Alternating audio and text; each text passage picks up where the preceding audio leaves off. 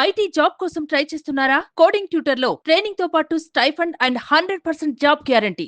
నమస్తే, నేను Keshav. Welcome to Suman TV. ఆంధ్రప్రదేశ్లో జనసేన పార్టీ ఫుల్ జోష్ మీద ఉంది. ఒకవైపు మెంబర్షిప్ డ్రైవ్ సూపర్ సక్సెస్ కావడం, అనుకున్న దానికంటే ఎక్కువ ఎన్రోల్మెంట్ జరగడం.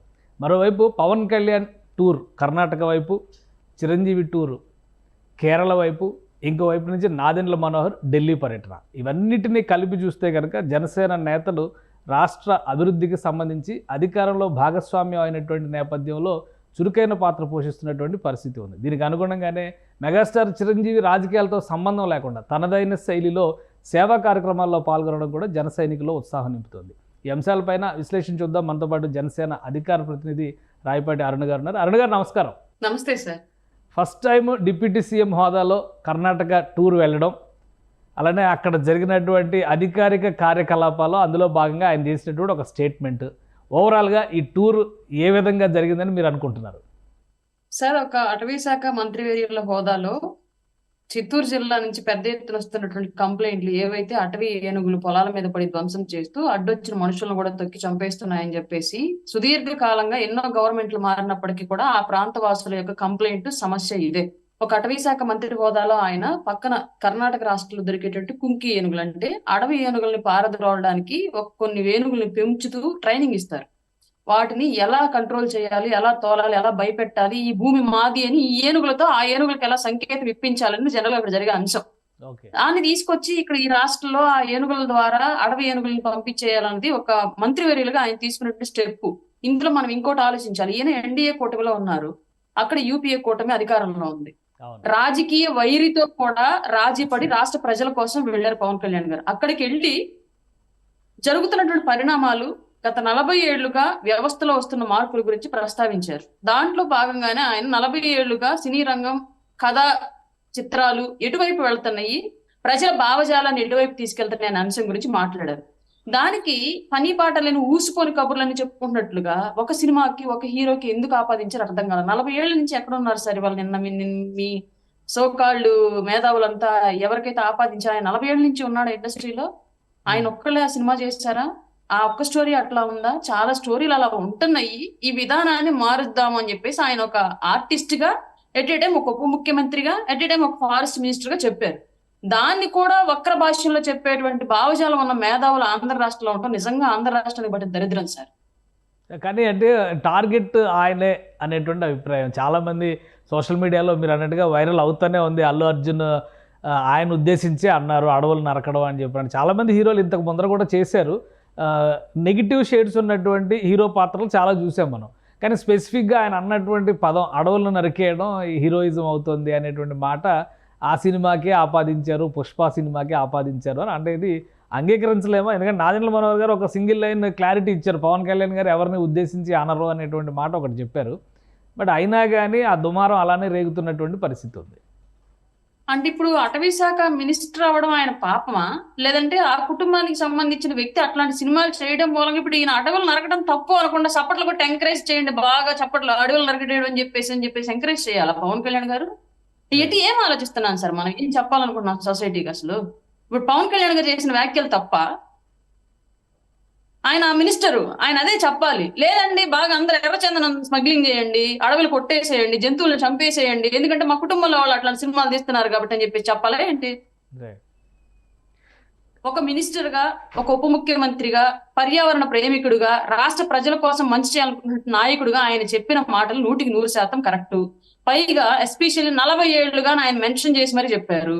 మరి మీరు ఆపాదిస్తున్న వ్యక్తి 40 ఏళ్లుగా హీరోగా ఉన్నారా, ఇండస్ట్రీలో ఉన్నారా, అట్లాంటి కథలే తీస్తున్నారా, లేదంటే రకరకాల హీరోలందరూ అట్లాంటి కథలు తీశారు కాబట్టి వాళ్ళందరికీ ఆపాదించి మాట్లాడారు అన్నది మీ ఊహకే వదిలేస్తున్నాం. కానీ అంటే పర్సనల్ విషయాల్ని దృష్టిలో పెట్టుకొని పవన్ కళ్యాణ్ గారు ఇలాంటి స్టేట్మెంట్స్ ఇచ్చే అవకాశం ఉంటుందా? మీరు అన్నట్టుగా కేవలం సినిమా ఇండస్ట్రీలో యాక్చువల్గా అయితే ఆయన వెళ్ళింది అఫీషియల్ కార్యక్రమానికి, అటవీ శాఖ మంత్రిగా మాట్లాడి ఉంటే దీనిపైన ఎక్కువ పెద్ద విమర్శ వచ్చి ఉండేది కాదు. కాదు సినిమాకి రిలేట్ చేస్తూ ఆయన చెప్పినటువంటి ఉదంతం పైన విమర్శలు వస్తున్నాయి కదా, సో దాన్ని ఎలా చూడాలి? పవన్ కళ్యాణ్ గారు అనే వ్యక్తి ఏ నెగటివ్ ని కూడా ఎక్కువ రోజులు గుర్తుపెట్టుకోరు. ఫస్ట్ విషయం చెప్తున్నాను, ఎవరైనా ఎంత దుర్మార్గులైనా ఆయన పట్ల ఎంత దారుణంగా వ్యవహరించినప్పటికీ కూడా ఆ క్షణం గుర్తుపెట్టుకొని ఆ క్షణానికి ఏమైనా మాట్లాడగలిగితే మాట్లాడతారు, లేదా వదిలేస్తారు. దాని తర్వాత ఆయన క్యారీ ఫార్వర్డ్ చేయరు. నెగిటివ్ ఎక్కువ రోజులు ఆయనతో పాటు క్యారీ ఫార్వర్డ్ చేసుకోరు మైండ్ లో. ఆయన చాలా పాజిటివ్ గా ఉండే వ్యక్తి. ఆయన చుట్టూ ఉన్నవాళ్ళు కూడా అట్లాంటి మైండ్ సెట్ తో ఉండాలనుకునే వ్యక్తి. కాబట్టి ఎప్పుడు ఎలక్షన్ ముందు జరిగిన విషయాన్ని ఇప్పుడు దాకా గుర్తుపెట్టుకొని అట్లాంటి స్టేట్మెంట్లు ఇస్తారని నేను అనుకోవట్లేదు. పైగా సినిమా అంటే ఒక హీరో కాదు, అక్కడ వందలాది వేలాది మంది ఆర్టిస్టులు 24 క్రాఫ్ట్స్ లో పనిచేసేటువంటి ఎంతో మంది ఉపాధి కోసం ఉన్నటువంటి నిరుద్యోగులు, ఒక నిర్మాత, అతని జీవితం, అతని కుటుంబ జీవితం, వేలాది కోట్ల రూపాయల డబ్బు, ఎంతో మంది పెట్టినటువంటి ఒక స్కిల్, అదంతా కూడా ఒక సినిమా మీద డిపెండ్ అయి ఉంటుంది. తర్వాత అది రిలీజ్ అయిన తర్వాత బాగుపడాల్సిన ఫ్యామిలీస్ ఇవన్నీ ఉంటాయి. ఎవరో ఒక వ్యక్తిని టార్గెట్ చేసి ఇంతమందిని ఇబ్బంది పెట్టే వ్యక్తి అయితే పవన్ కళ్యాణ్ గారు కాదు. రెండోది, అసలు అట్లాంటి సిల్లీ ఇష్యూస్ ఆయన మైండ్ లో పెట్టుకోరు. మీరు గతంలో చాలా చూడొచ్చు ఎన్ని విషయాలు. జగన్మోహన్ రెడ్డిని క్షమించి వదిలేశాడండి. వాళ్ళు మమ్మల్ని ఏమన్నీ ఇట్లా అయిపోయింది వాళ్ళ చాప్టర్. ఇంకా వాళ్ళని అసలు రాజకీయ వైరిగా కూడా మీరు చూడొద్దు, వదిలేసేయండి అని చెప్పి చెప్తున్నారు. అట్లాంటి వ్యక్తినే వదిలేసిన వ్యక్తి అల్లు అర్జున్ గారు చేసిన విషయాన్ని ఎందుకు గుర్తుపెట్టుకుని మాట్లాడతారండి? ఆయనకి ఏంటండి నీడ్ అసలు? కానీ సోషల్ మీడియాలో పవన్ కళ్యాణ్ గారు చేసిన సినిమాల్లో ఉన్న నెగిటివ్ క్యారెక్టర్స్ పైన కూడా డిస్కషన్ జరుగుతుంది.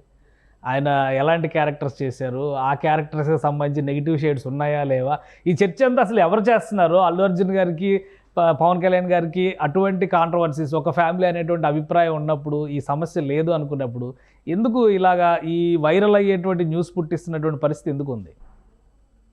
చింత చచ్చినా పులుపు చావలేదని వైసీపీ ఇంకా పులుపు చావలేదు కదండి. పేమెంట్ ఇంకా డబ్బులు 1000 కోట్లు ఉన్నాయి. దాన్ని బట్టి ఇంకా పెయిడ్ మీడియా నడుపుతూనే ఉన్నాడు. సోషల్ మీడియాలో అకౌంట్లు ఓపెన్ చేయించి మరి అట్లాంటి వాళ్ళు సృష్టిస్తున్నటువంటి రాజకీయ అగాధాలు మాత్రమే ఇవి. ఎన్ని అనుకున్నా ఎన్ని చేసుకున్నా అల్లు అర్జున్ గారు, కళ్యాణ్ గారు బంధువులు ఏదో ఒక సందర్భంలో ఎప్పుడో ఒకప్పుడు వాళ్ళు కలిసిపోతారు. మధ్యలో మీరు నేను అనవసరంగా పూసుకోవడం, దానివల్ల మనకు కొట్టే ఉత్తుత్తి తేట తప్ప ఉపయోగం ఏమీ లేదు. ఈ సోషల్ మీడియాలో కామెంట్లు పెట్టి గొడవలు రాజేసే వాళ్ళకు కూడా ఇదే చెప్తున్నాము.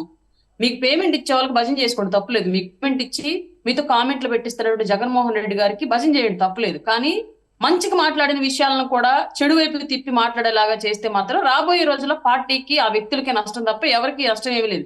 పవన్ కళ్యాణ్ గారు క్లియర్ గా చెప్పారు, నేను ఒక హీరోని అయి ఉండడం మూలంగా, ఒక ఆర్టిస్ట్ అయి ఉండడం మూలంగా నేను ఆపలేకపోయాను.